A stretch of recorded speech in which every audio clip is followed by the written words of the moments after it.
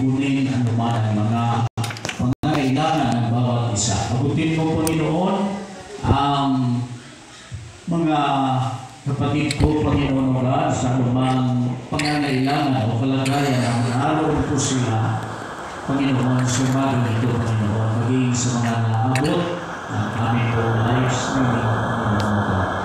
Salamat, Panginoon, sa mga ito, sa iyo po namin tinataas ng lahat ng Jesus na Lord. Lahat po sabi namin.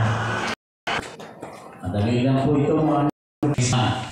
Dahil kapag ang tao ay kumpleto na, katulasan, at hindi na talagang nakakalimot sa Panginoon. Kaya po mga kapatid, ano ba mga kalagayan, kondisyon, o pinagdadaanan natin sa buhay, ay matuto tayong lumapit sa Panginoon.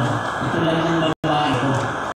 Pagamat nakarinig na siya ng masakit na salita, di-discourage siya ng Panginoon.